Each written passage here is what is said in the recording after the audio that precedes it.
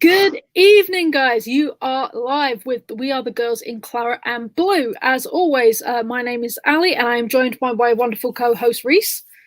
Good evening, my American hammers.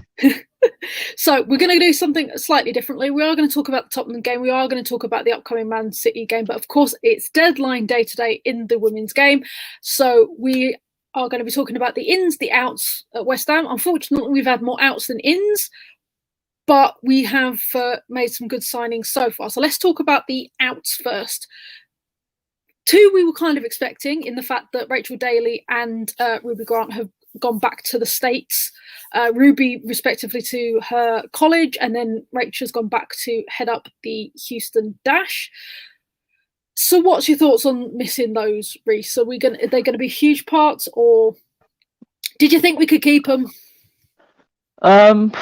Hopeful we could keep Ruby. Always expected Rachel to go back. Houston legend. We was lucky to get the 6 months we did. That's the way to put that one. However, it was so frustrating talk about the Tottenham game, because that game was screaming for Rachel Daly, and we just didn't have her for that game. But with Ruby, I think she was a player with great potential. I was really frustrated that we didn't start her more. She was screaming out for starts with Kate in that midfield for me. However, it must have been disappointing for Ruby as well, because she came over from the States expecting to get minutes and didn't. So I think that maybe was a bit of an underappreciated move, to be honest. Yeah, absolutely. And here's hoping that when she completes her college education over in the States, she thinks of us fondly and she might come back, because she was a cracking young talent that we just needed a little bit more sculpting, I think. But we do thank both Rachel and Ruby for their contribution to West Ham. Rachel is actually currently joint top scorer for West Ham women. So that shows you the impact that Rach had. But one of the more unexpected moves that came out last night, and a lot of people were very shocked, is Alicia Lehman has gone on loan to Everton for the remainder of the season. What was your first thoughts on that, Reese? Well, as you know, Ali, to put it slightly, I was a bit pissed off at the start. Didn't really see why we was doing it. However, then I can't remember who it was, but they put a point on my tweet on social media, and sort of made me think and reflect of, basically Alicia is a bit, she likes her Instagram posts, to put it like that. And, both of us have heard rumours before that there's a bit of friction there not in the camp, but just the way she acts, basically, I think is the best way to put it. So, I think one thing that I thought when thinking about this move after, and sort of, instead of me jumping the bandwagon, sometimes I do like to reflect. I text you quickly and then I reflect. Normally I don't go straight on Twitter. But then I thought, Ollie's interview, funnily enough, hard-working, committed to the team. Does somebody going to the Maldives in the winter,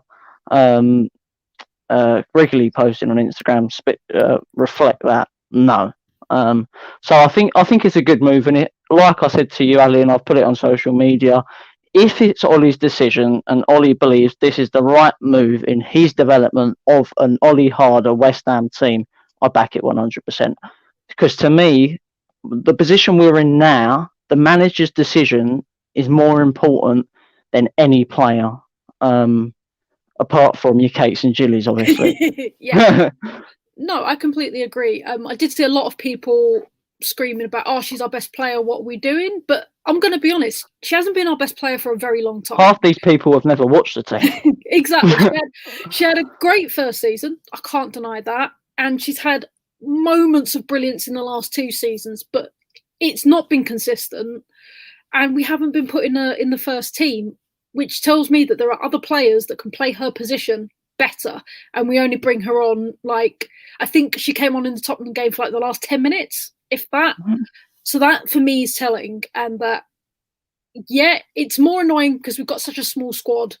To lose a player to a rival is quite frustrating, but I don't think she's going to be this big loss that everybody thinks she is. I don't think she's our best player. I think she's one of our more prominent players, and there's a difference. Well, put it like the way I describe it is different mentality in different times of a team. Under Matt in the first 2 seasons, she was a great player for us because there was a positive energy around the place. We wasn't really ever in a relegation battle as close as to what we are now. We had a good cup run, so people were happy with the team. So players like Alicia thrive on positive energy. However, when it comes down to the gritty stuff, the hard work, the determination of getting you out of the relegation battle, is Alicia that type of player? If you looked at past games, getting passed off the ball easily is one of her characteristics. I'm sure you'd agree, Ali. Absolutely. And I just think it's the wrong time for a player like Alicia right now. We need hard-working people of the team. Absolutely, and I'm hoping that Willie Kirk is going to instill that in her. I hope that she'll come back a better player under Willie. I hope she comes back, and I hope that he will instill that hard graft. She's got some really good experienced players at Everton. You've got Izzy Christensen, you've got Jill Scott, who's gone over there on loan. You've got some real grafters, and I'm hoping that they're going to take her under their wing and show her like how to just knuckle down and deal with the rough with the smooth. And then when she comes back, and I'm hopefully saying when, she will be a more mature player, and she will be someone that will become a West Ham staple, but she's just not that at the moment. Well, if you need a player with you while you're on loan to show you how to work hard and grind out results, Jill Scott, you can't get any better than Jill, can you? Absolutely. And so I think that's going to be a great pairing, and hopefully not against us, but I'm hoping that, it's going to... I don't think she'll be able to play against us, will she? I don't know. I hope not. But it will smooth out the rough edges, I'm hoping, on that one. But it was a shock. But I also want to take the time to... You mentioned about people not watching the game. There were 2 kinds of comments under the Alicia Lehmann signing. There was the ones that were talking about her being our best player. And then there was the more vile ones, which was talking about her personally and talking about her appearance we'll put that in nicer terms. And to be honest, it was disgusting, and I was ashamed to be associated with similar fans, to be honest, because A, she's a child, she's just turned like 21, 22, and B, you shouldn't be doing that anyway. Like, it was absolutely disgusting. Well, you know something, Ali? Most of these people that were doing it were obviously were male. Yeah.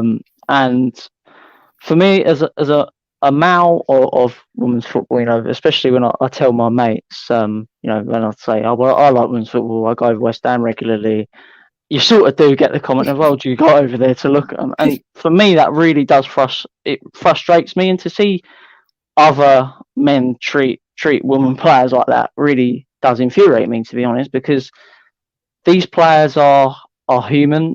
Alicia may not really feel comfortable, especially as she's in a relationship with people coming on and talking about her appearance when she's a footballer.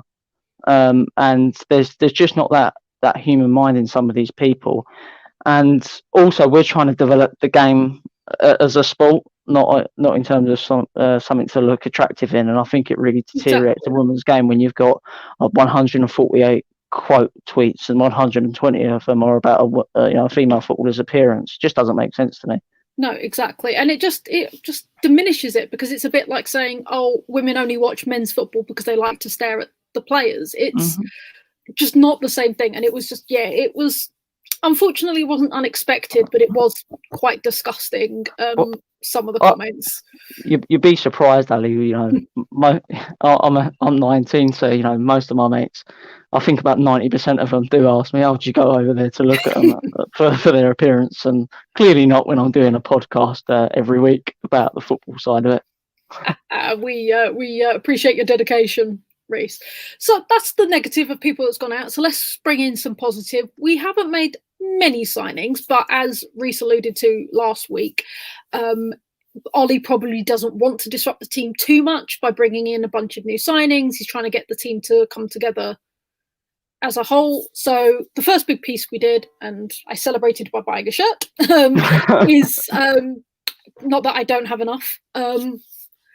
Is we cemented Emily Van Egmond. She is now officially a Hammer on a permanent deal. We don't quite know how long yet because they didn't disclose the length, but she's not going back to Orlando Pride, and she is ours. So that is great news. Again, she is tied with Rachel Daly as being our top scorer for this season, so she can only bring us great results, I hope. So your thoughts on us keeping Emily? Yeah, the deal speaks for itself. That type of thing, joint top goal scorer, that speaks for itself from midfield as well. That's a great start for Emily. However, she's a vital player. She's our key player for me. I'm honest. I'm not too confident with the relegation battle the way it's going right now. However, I think Emily will be the player of anyone of our team with Kate and Gilly. Them three will be the ones to get us out of this relegation battle. So yeah, I'm just happy we've got Emily, because I think if we didn't, I'd be even more concerned than I am right now. I have to say, not very often do I want Chelsea to win, but on last night, Chelsea beat Aston Villa 4-0, which has done us a favour because that keeps Aston Villa below us. Well, Villa's made a great signing in midfield. I can't remember her name, but she is fantastic. Yeah, exactly. So we were lucky. So we thank Chelsea for that, and also, unfortunately, Bristol are still not doing fantastically well. But it is so close, and we need to start racking up the points, because we will end up scrapping for a relegation battle we don't want. This is a sort of a change in the women's game since I've been following it. I think all three teams at the bottom have all made managerial changes. In Villa's case, it was really weird the way they've done it, but it sort of was a managerial change. Yeah, it is quite odd, which you don't normally see in the women's game at all. Like you said, it's very much a case of you stick with them through thick and thin, and then they leave when they want to actually see the clubs change managers is actually quite rare in the women's game, especially mid-season. But we welcome it, because it shows people taking our game seriously. Yeah, no, absolutely. We've actually a couple of comments on the Alicia thing. So Brian says, it definitely bothered me yesterday when I saw the comments on her appearance instead of her footballing skills, or even in addition to her skills. It is demeaning and dehumanizing. Can't agree more, Brian. It was disappointing to see, because yes, she's a pretty girl. She is. There's no denying that. But yeah, it was not fun. And then Patrick, evening all. I think the writing was on the wall when we needed a goal against Tottenham, and she was brought on the 87th minute. Yeah, that was it. To be honest, she hasn't been in the starting lineup for a long time, and normally we put on the younger kids at that sort of time. So the fact that she was brought on the 87th minute says a lot. But now, and I'm going to get Reese to practice his Icelandic. As of about half an hour ago, we have signed a new midfielder who is... I forgot how to pronounce her second name. Oh dear, yeah, we're so... Is it Brynjan Dottir? That's Brynjan Dottir. There you go. Yeah, there we go. That's the one. So, yeah, so she's an Icelandic player. She is apparently a Hammer, thanks to all these childhood photos that keep popping up of her in a West Ham kit. I'm not quite sure how you become a Hammer when you're raised in Iceland, but we'll take it. She has played for the Portland Thorns, and then she's just come over from... I'm not quite sure where the club from. Bear with me while I Google. So she played for Bayern Munich as well, Ali, while you were searching up. That's it. She's played for Bayern Munich, and so yes, so she's come over from. Why can I not find it? Anyway, so she's come from. I think it's an Icelandic team that she's come from. I will double check that way. Anyway, so she's come via another team. She took a year out a couple of years ago to have a baby, which is quite rare for them to then come back. But she has been. She's basically like an Emily Van Egmond. She is a midfielder. She's tall and she scores a lot of goals. She scored a lot. She scored a lot of goals at Portland. Again, you in the Van Egmond thing is you get a cross in. She's 5'11" and has got a powerful head. So that's how she scored some great goals. I have it on authority from Portland fans. She is a grafter. She's one of these players that doesn't give up and is just wanting to play all the time. I'm hoping the fact that she is a hammer is going to make her a bit like Kate Longhurst. And the fact that that drive to play for the club you support is going to make her even better. But I'm excited, I have to say. I didn't think we were going to sign anyone this transfer window. So the fact that we've signed someone of that caliber, I am super excited. Yeah, like you, Ali, excited to see what she brings to the team. However, key things to mention now in the midfield, if they both start at the same time, we'll have two hammers in our midfield. So there's the commitment we're looking for while we're in this situation we are. Gilly at centre-half to lead the team. Key positions on the pitch. Mac in goal. A leader there who's done it at the highest level. And then up front, we've got leaders like Martha. So now there's a change in the mentality of our team now. We haven't got... I'd call them luxury players. I think we had a lot of them last year. And I think now Ollie's changing it and bringing in hard workers while we're in this situation. And something I picked up on the Tottenham game is he drives the team to work hard and he likes to press from the front. So, the more hard workers we've got, the better. And she sounds like a grafter, and I'm glad Portland Thorns has said that. Yep, absolutely. So people are very excited, which can only mean good things. She should be eligible to play against Man City this weekend. I'm hoping that she does, so that we can get a proper test to see, throw her in the deep end, sink or swim. So that's all really the transfer business we've done that's been announced, because deals had to be signed by 5:00, but they didn't have to be. They can be announced at any time as long as the paperwork was in by 5 or 12 o'clock tonight for internationals. So if we are still going to sign someone, is there any other type of player you think we're missing? Centre off, tall centre off. I said this to you on our group chat, on WhatsApp channel, group chat. I noticed something in the Tottenham game and from other previous games. I think in centre half we lack a bit of height, and I think that's what sort of sometimes causes some counter attacks, nice long balls over the top from opposition. So and one player that's already in our team that I don't know about you, Ali, but I'd like to see start at centre half against Man City is Sissoko. She came on against Durham and was superb. So that I want. Well, my centre half pairing for the Man City game would be Sissoko and Gilly. Sissoko, my God, you're right. The Durham game, because that's another game we've got to talk about. I forgot about Durham, but it was so physical, and Man City have got players like that are just so physical. And I believe the Americans are coming back, which Sam Ewis and Rose Lavelle and Abby Del Campo, that is going to be a challenge. So we need some players to properly muscle them off. They're not on holiday this time, Ali, or no? They were the ones that came to play for their country. Them I'll give a pass. Yeah, I know. Yeah, it was certain other players that we shall remain nameless. Yes, they shall remain nameless. Yeah, let's not say any names. Yeah.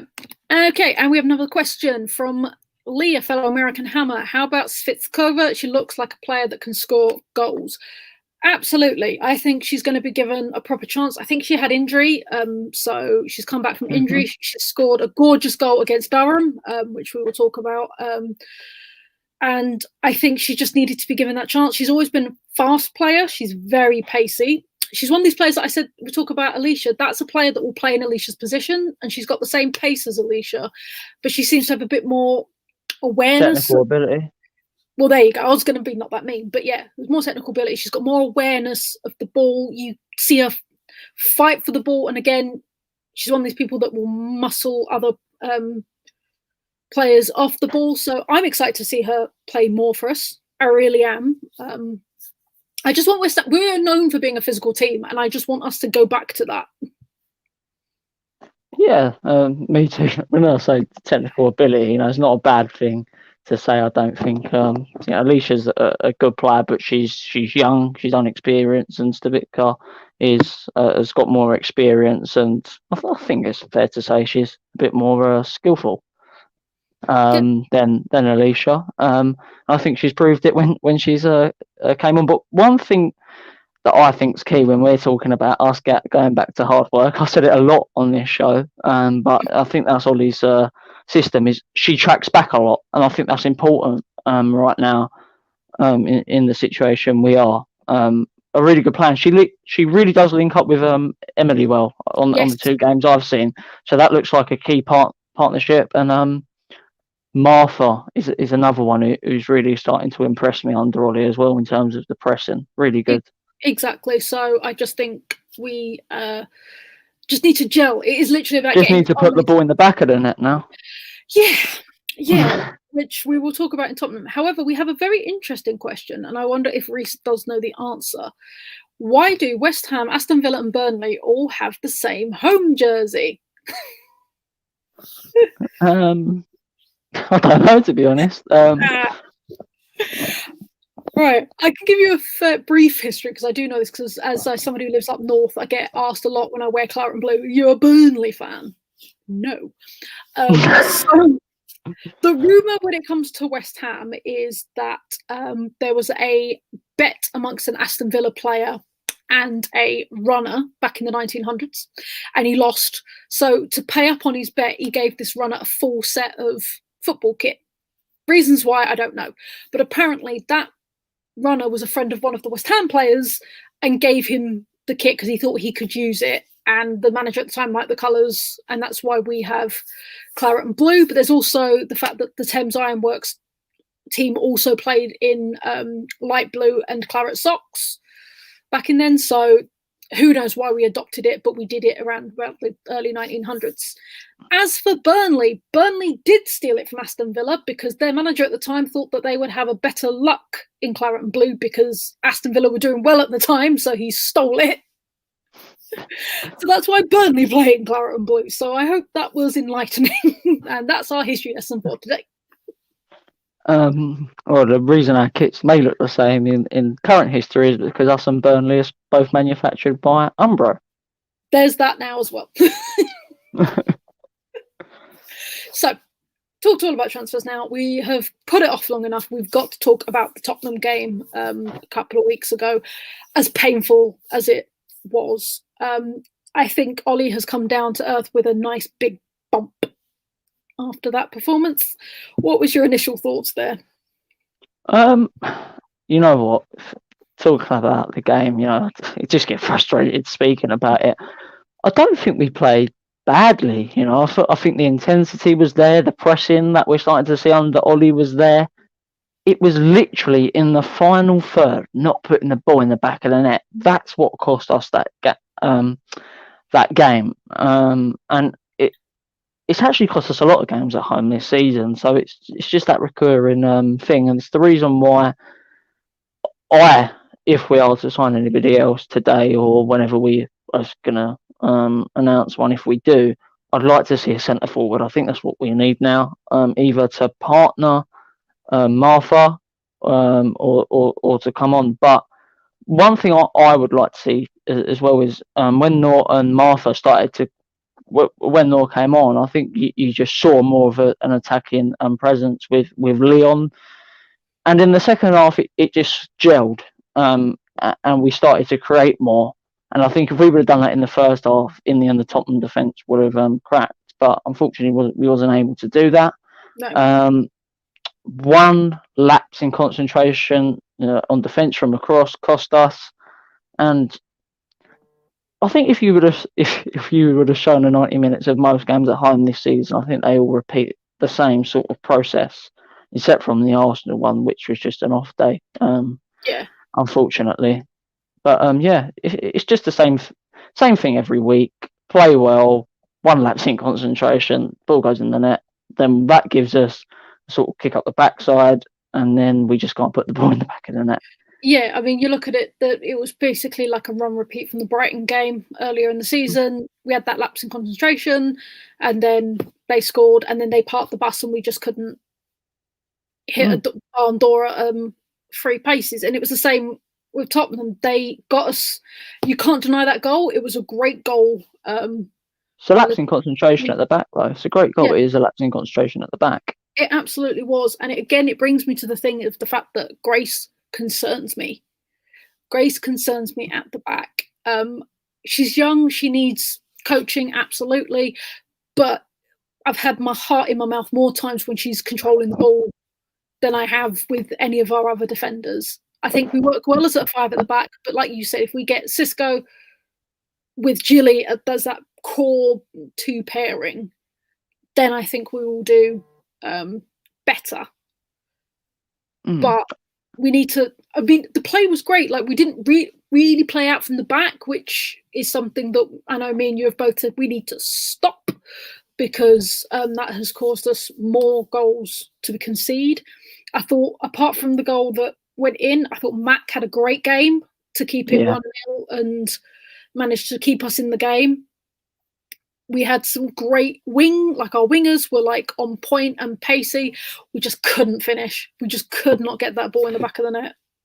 I think that's something to do with playing one up top, though. You know, sort of, if you've got 2 up front, you've got with Noor and Martha, they're both tall, they're both pacey, especially with Noor. Every time she comes on, she looks hungry.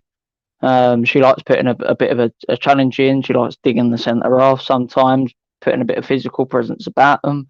Let's see if sort of puts a dig in. Do you want to work as hard as me? Because if you don't, I'm going to put the ball in the back of your net.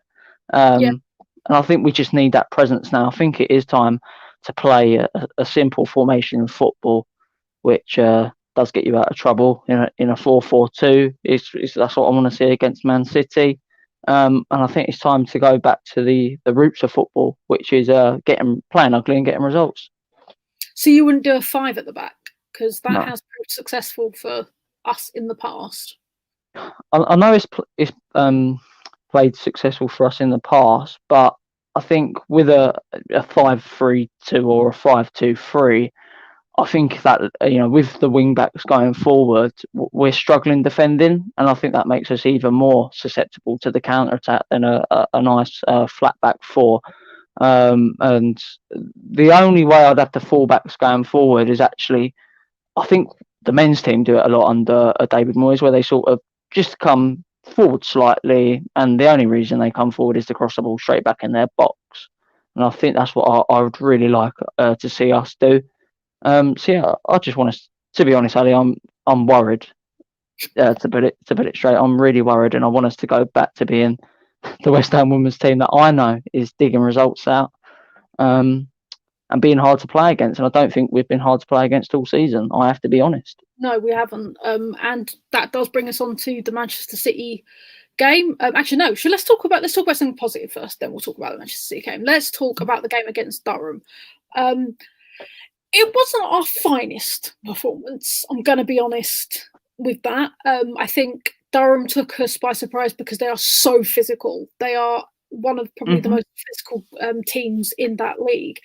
So it wasn't our best. However, we won. We won comfortably. We won 3-0. So we are now through to the semi-final of the Conti Cup. A great goal again by Van Egmond. It was a great goal again. Svitskova got her first goal, and Xisco got her first goal as well. So they were good goals, but the actual run of play wasn't fantastic. No, it wasn't. But one thing I liked about that Durham game is we were dangerous from set pieces, which is something we haven't been all season. So there's a development there already under Ollie. And I think in the first half I was quite frustrated, and I thought we wasn't getting that killer passing enough. And in the second half, and in the first half again, we was a bit susceptible to the long ball over the top. But as soon as Sissoko came on, the game changed. We started to be the dominant team. We made the vital decisions on the pitch, not Durham. We wasn't susceptible anymore. We was the team that was hard to break down. Much improved second half, and something to be positive about in terms of going into Sunday's game. Yeah, absolutely. So we got to our first semi-final. It's the first time we've reached the semi-final of the Conti Cup. We got to the quarters our first year. We crashed out the group stages the last year. So to get to the semi-final is a huge achievement, which we can thank both Matt and Ollie for to get us through there. We do have a really tough game because, as Lee has asked us the question, what are our chances? We're facing Chelsea, which is not going to be the easiest of the semi-finals. To be honest, I would have preferred Bristol or Leicester because Chelsea have just won their 32nd game in a row and have just claimed the record in that. But defending champions. They are defending champions, but they can be done because that's just in the league, the 32 games, and Everton beat them in the FA Cup semi-final. Don't forget when we played them in the league away from home, we were really unlucky not to win that game. We were unlucky not to come away with a point. We were unlucky not to win. If we can play like we did with them away from home in that semi-final, I would be so happy if we nicked a goal and parked the bus. Literally just win it ugly, as you said, just win it ugly. And then, so it's not impossible. It's not going to be the easiest, but it's not impossible. And I'm just so proud we've got to the semi-final, to be honest. That's a good run for us. Mm-hmm. Yeah, like you said, Alice, it's a good run, but come on, I love to dream about it. Ever since we reached the FA Cup final, I've sort of always wanted us to get to another final, but this time to win the final, and we've got a good chance if we get through. So Revy winnable final if we get through our Revy sort of unwinnable semi-final. Exactly. I would love us to get to the final. I think it would be absolutely amazing. But one game at a time, I'm hoping that we can nick it against Just Chelsea. Let us have our crowds back for the final as well. I'm so desperate to get back.